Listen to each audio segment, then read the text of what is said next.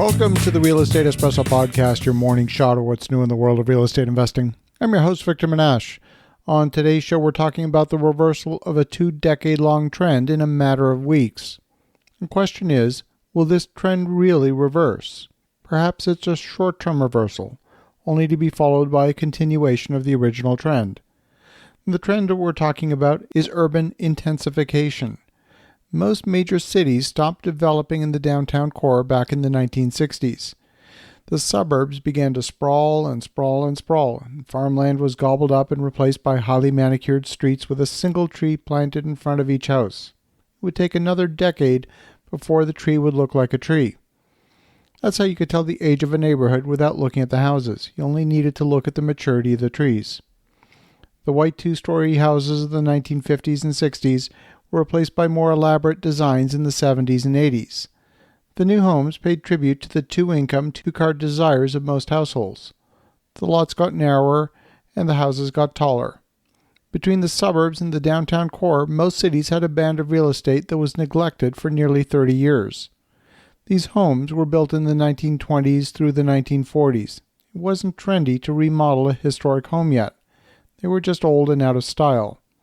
But as baby boomers began retiring, they've been downsizing. They've been selling the 4-bedroom house in the suburbs and moving closer into town.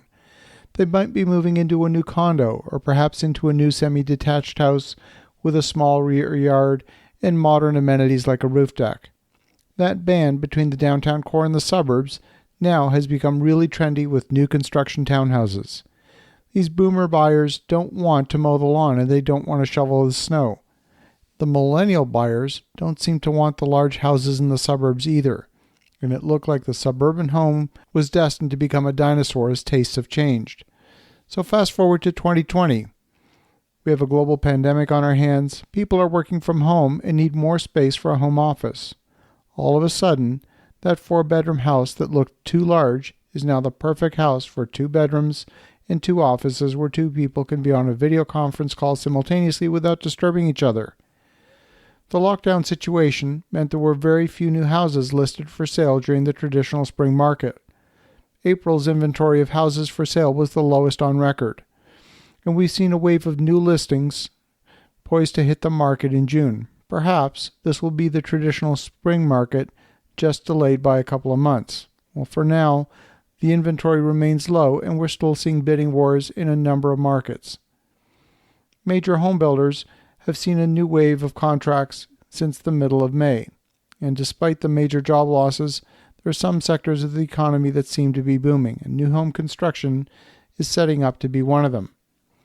Record low interest rates seem to be a contributing factor to a large pent-up demand, but there's so few houses for sale that would-be sellers are holding on. I mean, they could sell, but where would they move to? There's nothing for sale for them to buy. That was the same dilemma my wife and I faced earlier this year when we made the decision to sell our home. There were only 16 houses for sale in our area, a suburb of Ottawa with 200,000 people. Even through the lockdown, houses were selling above asking price in multiple offers with only a virtual tour and no open houses. 2020 is shaping up to be one of the busiest summers on record for real estate transactions. In the densest urban areas, we've seen an exodus. New York City has endured numerous tragedies over the past 20 years, from the 9/11 attacks in 2001 to Hurricane Sandy, which crippled the city's public transportation system for months afterwards. And now, most recently, the density of New York created a perfect storm for infection transmission. Work-from-home orders have meant that there's no reason to be in expensive real estate in New York with all the inconveniences associated with the dense urban environment. Some people have said enough's enough and have decided to ditch the city for a lower density lifestyle. 2 brokers I spoke with in New York said a large number of units had come on the market in a few weeks.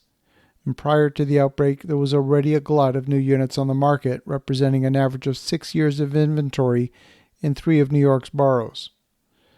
Some businesses have told their employees that they're not going to be coming back to the office until a vaccine is available for coronavirus. Some companies like Twitter and Spotify have decided to make working from home permanent. So here we have a clear reversal of a 20-year trend. And now is the time to pay close attention to what's happening in the local submarkets and make sure your projects are on the right side of what's trending. As you think about that, have an awesome rest of your day. Go make some great things happen.